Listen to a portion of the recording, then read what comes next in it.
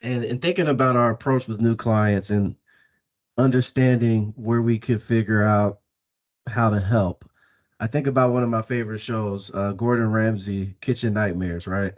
So I look at the data as like the kitchen, and you walk into the kitchen, and you're like, what is this? What are we doing? How are you putting your data in the walk-in? And if you watch Kitchen Mhm. Nightmares, you know how intense it could get. I'm not going to fill this video series with any expletives, right?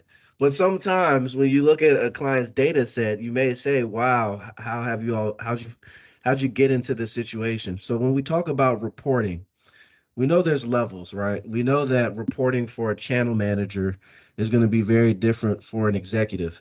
What is the process for identifying for a client what types of reports they need? Because we know some Mhm. clients just want reports for the sake of having it to understand how they're performing on all levels. Some clients just want specific KPIs and secondary KPIs they can focus on to say, okay, this is affecting my business health. How do we fix it? So, what's part of the process? And you both can answer. Like, how would you approach identifying the best type of Mhm. report for a client? Yeah, and Jeff, I'll have you jump in first because I'm sure there's a lot that you're hearing from the sales process.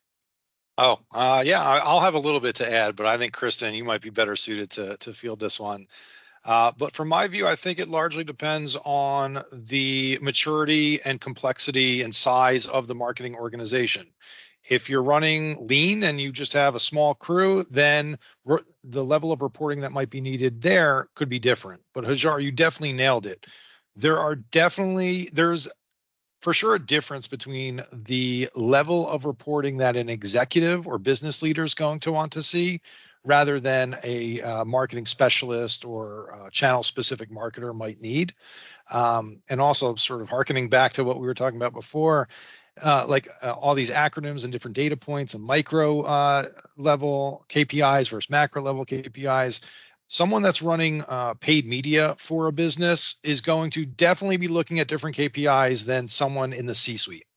Yep. So ensuring that you have the right reporting and dashboards to speak to those different audiences is going to help the business run more efficiently and more effectively.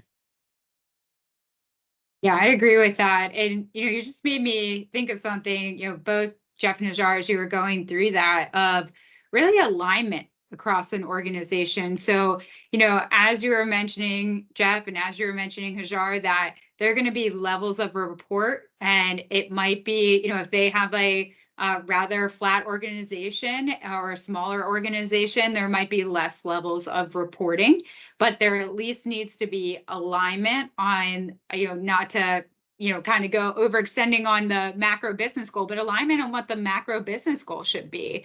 And so, to the example that we just gave of, maybe a paid search specialist is going to be very focused on their KPIs to make sure that their paid search strategies are working to the best of their abilities, but they need to know the why behind that. And we always say that, and it's kind of, we giggle as we say it because it's kind of like a no duh thing, but there always has to be a why behind Yep. a strategy. And I think it's knowing that it's not just we get this discussion all the time, and I think it's a really good discussion where we have clients who say, well, what's the impression count, or how many conversions do I have? And let's say that's just for paid search, and we could give the number of impression count and conversions. But really, that's not the story. That's just, those are indicators to help us understand if we're being effective. But if we're being effective, what we should see that is really that bubble into the macro. So if we're being effective and we're driving impressions and we're driving a lot of impressions, we should see also the quality of, if we're putting out quality content, let's say with display ads through paid search, we should see engagement be related to that. So, kind of jumping back into what this discussion is all about, there are going to be a variety of reports, and I think it's really aligning the business goal and, what the North Star is, if we will, for a organization. And then really layering beneath that, what are we doing to try to hit that North Star? What are our objectives? And then making sure that you have reports to speak to your performance in those objectives. So we gave some good examples about channel reporting, but it also has to be based on the objective of those channel reports. So we gave an example of a paid media, let's say strategist. And so with that paid media strategist, they need to know what their objective is in that organization. Is it to drive awareness, or is it to drive consideration and conversion? Because depending on what their target is of their objective, they're going to look at different KPIs for their strategies and their content. And also objectives can change and shift throughout the year. You know, Q1 objectives might look vastly different than Q4 objectives. And that's where organizational communication is imperative. And look, we're all people at the end of the day, and organizations are going to operate how they operate. And some run a very tight ship. Some could be a little more loose. So I like what you said, Kristen, about alignment and having a North Star, and especially knowing that, to your point, Jeff, things can change. I've seen goals set for a year, and then by the end of Q1, it's like, nope, let's actually switch to something that's a little more attainable. So I'm thinking about a North Star and then the KPIs and the goals that ladder up to that. I think it's monumentally important for clients to have that defined. And what you find is sometimes organizations don't have that manifesto for a given year. So I look at, those things as almost rallying cries, right? If you know that for 2024, our objective is to, I'm just making this up, create dynamic experiences for customers and drive record-setting revenue, right? Maybe that's not the best North Star, but it's something to give this ship some direction, right? And then from there, you identify, okay, well, what are the KPIs that matter for that North Star? Obviously, revenue is always going to be number one, and we know execs are always looking at that. Channel managers are going to look at their revenue for their channels, etc. But what are the KPIs that roll up into that revenue? And how can we make changes based on what the data is telling us to then hit the goals necessary to focus on our North Star? So thinking about that, have you all worked with many clients who definitively tell you, hey, this is our North Star for the year? And if they don't have that, are they able to tell you, this is our revenue goal, this is our impression goals? Is that something we're seeing across the board, or is it that some clients have it together and some maybe could do a little more work in terms of setting the tone for that year? I can jump in here first on this one because I feel like in the clients that I've worked with, over the time that I've worked in data and analytics, they have an idea. They may have a fuzzy target of what they need to hit, and that will usually be the macro goal. So it could be, we want to hit 25 million in revenue for the year. We want to increase our opportunities that are converted by 5%. So they have those kind of, overarching, this is what the business wants us to achieve.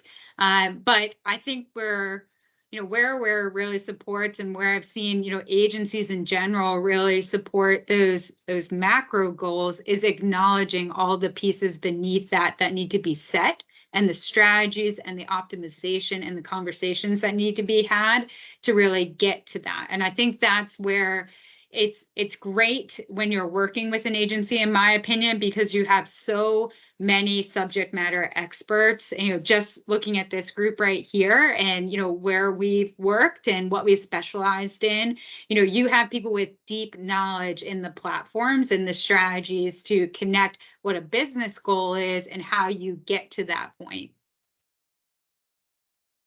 Yeah, I mean, I'll just sort of riff on what Kristen just said there. I think that is one of the biggest values that we bring as an agency partner to our clients, is connecting your business goals to all the inner workings underneath that, the various systems, the various data sources, how your team is dispersed, what they're working on, what everyone is focused on. We're sort of the connective tissue in many ways, playing problem solver and connector, helping a business sort of maintain that focus for that North Star macro level KPI. Yeah, totally agreed.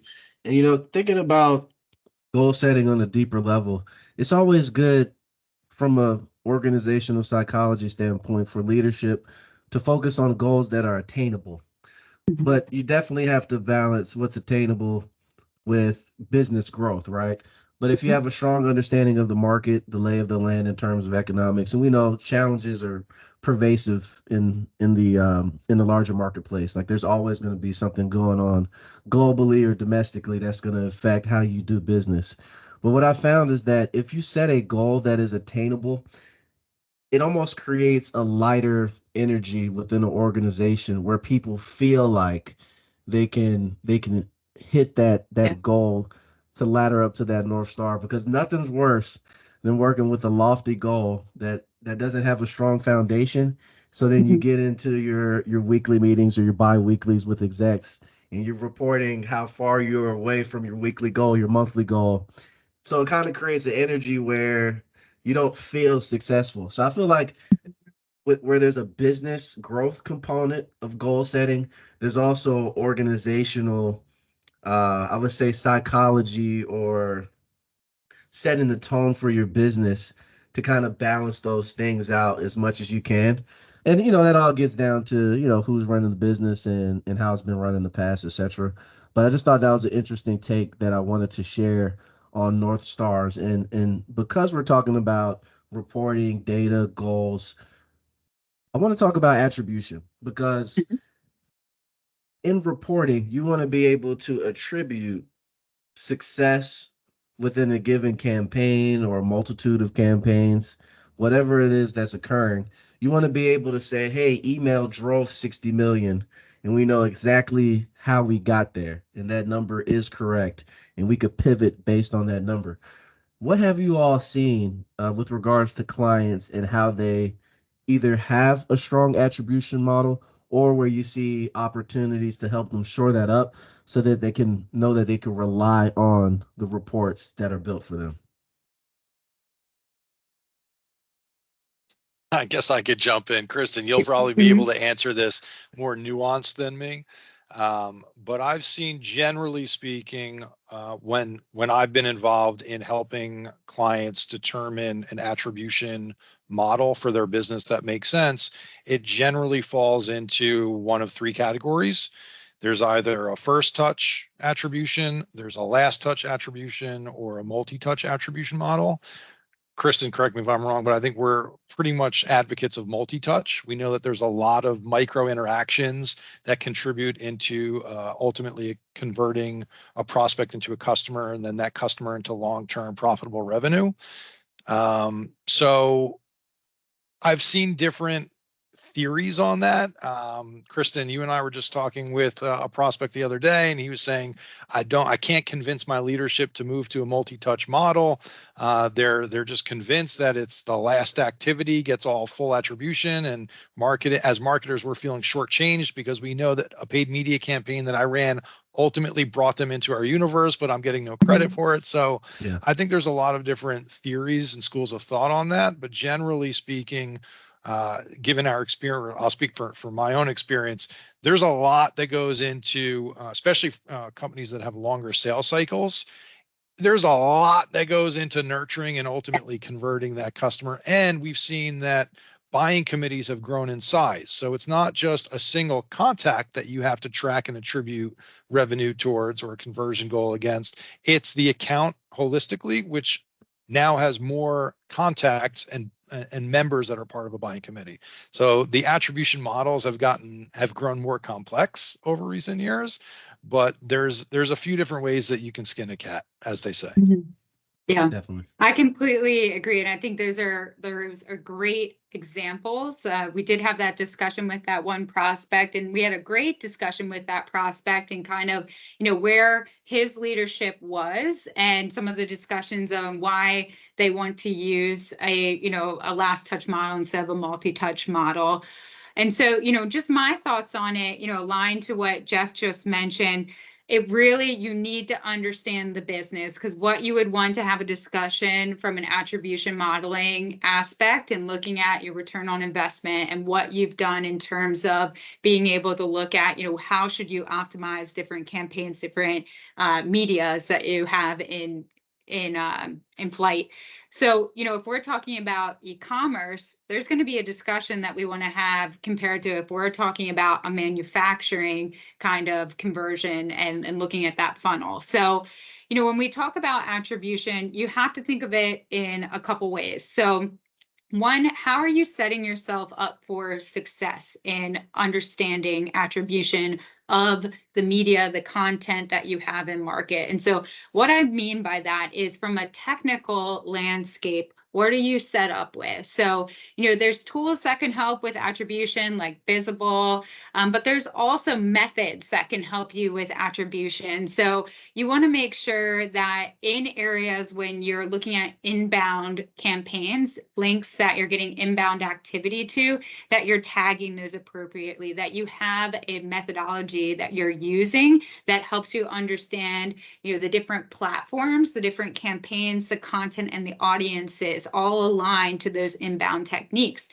Now, of course, there's more than just inbound going on. So you also need a way to be able to track that in terms of, let's say you're a manufacturing organization and you're going to trade shows, and you need to have some way of capturing those conversations, understanding the content that's part of those conversations. So oftentimes, I know we're all kind of used to this potentially at this time, is you're at a trade show and you see everybody with iPads and they're getting your information in the iPad, and that's promoting a system of understanding the source of where that activity, that lead as an example, is coming from, is this trade show, and how it's going into the CRM would be coded with that, because we would have an attribution system of understanding from an inbound method of basically, this is a trade show lead. I can tell this based on the content of the iPad that's potentially going into a form that's going into the CRM that would have coding alongside that. So not to get super granular here, but it's understanding the technology and some of the pieces here that you have to set up to be able to look at how you're attributing these different activities. And you really need to bucket those activities. So, we've worked with clients where we're looking at, different paid owned activities. You're looking at offline activities versus online activities, and how you look at being able to track those. And to the multi-touch environment, as we were speaking, it's not really a linear approach anymore, even with e-commerce, where somebody sees one ad, they convert. That might be a fraction of the population, but oftentimes, especially with larger sales cycles, there is going to be a variety of touch points online and offline that happen, that all need to have a system in place to see what are those touch points. So did they see a display ad, went to the site, read a white paper, we had sales call them, they came back to the site, all examples of touch points that you want to make sure that you are tracking, so you can see how you can optimize the funnel. And that's really the end goal. We can, and I see this, and I try to have this discussion a lot with my team, we get really passionate about all of the opportunities of how technically you can track this, but what's the goal at the end of the day? We need to get more sales faster, and basically increase our revenue, increase our customer count. And so how do we do that? We need to understand what's working in terms of the touch point. Do we have pieces of content out there that are not working as hard as maybe certain salespeople or certain ads in market? So knowing what works well helps us get to that end goal of getting that growth that we're trying to look for. Well, that's excellent wealth of information. And look, as we're aware, you can get some of this energy if tap in with us.